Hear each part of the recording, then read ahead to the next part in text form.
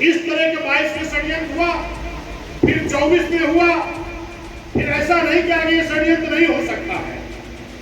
27 में भी नया फार्मूला ला करके नया षड्यंत्र भी आपके सामने ला सकते हैं। हम बहुजन समाज के लोग तो कहते हैं कि जिस दिन हम इस देश की हुकूमत में आएंगे उस दिन बाबा साहब के संविधान को ईमानदारी से लागू करा देंगे। यही तो बाबा साहब ने कहा था कि हमारे लोग गांव स्तर तक उस बात को पहुंचा पाए होते तो हमारा रिजल्ट कुछ और होता। जैसे जिद के साथ तैयारी करके फिर अपनी सत्ता वापस लानी है, अपने हक को वापस लाना है। आज जिन लोगों ने हमको गुमराह किया है, शायद उस बात को अगर हम समझ गए होते, हमारे लोग गांव स्तर तक उस बात को पहुंचा पाए होते तो हमारा रिजल्ट कुछ और होता। जैसे अभी 22 में एक साजिश हुई कि पुरानी पेंशन बहाल करेंगे। तमाम हमारे जिम्मेदार साथियों ने अगर पुरानी पेंशन बहाल होती तो खाली SC ST OBC की नहीं होती, सबकी बहाल होती। लेकिन और लोग तो अपने दलों में काम करते रहे, लेकिन तमाम हमारे SC ST OBC के लोग इतनी तेज मेहनत किए कि आज यही सरकार बना के पुरानी पेंशन हमको बहाल करा के दी, छोड़ दिए थे दल को। ये आज नई बात नहीं है। इस तरह के 22 में षड्यंत्र हुआ, फिर 24 में हुआ, फिर ऐसा नहीं कि आगे षड्यंत्र नहीं हो सकता है। 27 में भी नया फार्मूला ला करके नया षड्यंत्र भी आपके सामने ला सकते हैं। इसलिए सभी से हम लोगों की तैयारी करनी है, इतना अच्छा मोटिवेशन करना अपने लोगों में, बूथ स्तर तक, गांव स्तर तक, कि फिर हम इनके साजिश के शिकार ना हो। ऐसे लोग संविधान बचाने की बात कर रहे हैं, ऐसे लोग आज बाबा साहब की बात कर रहे हैं। जिन दल के लोगों ने जब मान्या बहन जी ने लखनऊ में बाबा साहब के नाम से पार्क बनाया तो उन्होंने कहा ये बाबा साहब का पार्क नहीं, अयासी काटा कहने का काम किया था कि नहीं, और उसके बदले में थू थू रैली हुई थी। आज वो लोग संविधान बचाने की बात कर रहे हैं जो संविधान खत्म करने की साजिश की है। एक चीज आप अपने मन में ठान लो, हमारे बाबा साहब डॉक्टर भीमराव अम्बेडकर साहब ने, उनको ये मालूम था कि हमारे बनाए हुए संविधान को कभी भी ये लोग बदल सकते हैं, क्योंकि बाबा साहब ने उसी वक्त आशंका जाहिर की थी कि मैंने इस देश का संविधान तो बहुत अच्छा बनाया है, लेकिन अगर इस संविधान को लागू करने वालों की नीयत साफ नहीं रही तो अच्छा से अच्छा संविधान भी अच्छा काम नहीं कर पाएगा। ये बाबा साहब ने कहा था कि नहीं कहा? तो बाबा साहब के क्या मन में नहीं था कि अगर लोग मेरे संविधान को मानसिकता साफ करके लागू नहीं कर सकते हैं तो ये लोग संविधान बदल नहीं सकते।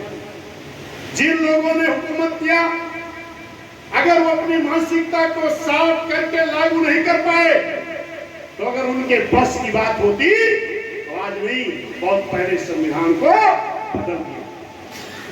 लेकिन बाबा साहब ने इतना मजबूती से उस संविधान को बनाया है, उस संविधान को बदला नहीं जा सकता, उस संविधान को बदला नहीं जा सकता। उसकी आर्टिकल को संशोधन करके हमें नुकसान पहुंचाया जा सकता है। SC ST OBC माइनॉरिटी को उसकी आर्टिकल को बदलकर नुकसान पहुंचाया जा सकता है और किसी को फायदा पहुंचाया जा सकता है। ये हुआ है। अगर ये हुआ है तो संविधान भी बहुत पहले बदल दिया गया होता, लेकिन वो किसी की बस की बात नहीं है। और जहां जो उनके बस में था तो उस चीज को लोगों ने टूट किया है। इस देश में SC ST OBC की तमाम नौजवान हमारे बेरोजगार घूम रहे हैं, लेकिन अगर नौजवानों के लिए बाबा साहब की दी हुई आरक्षण की नौकरी की जगह निकलती थी, प्रक्रिया तो पूरी की जाती थी, लेकिन कहा जाता था जब अधिकारियों को मालूम हो जाता था कि ये आरक्षण की नौकरी है बाबा साहब की दी हुई, ये SC/ST OBC की, रेगुलेटर बनाते थे कि इस पद के उपयोग कैंडिडेट न मिलने के नाते ये भर्ती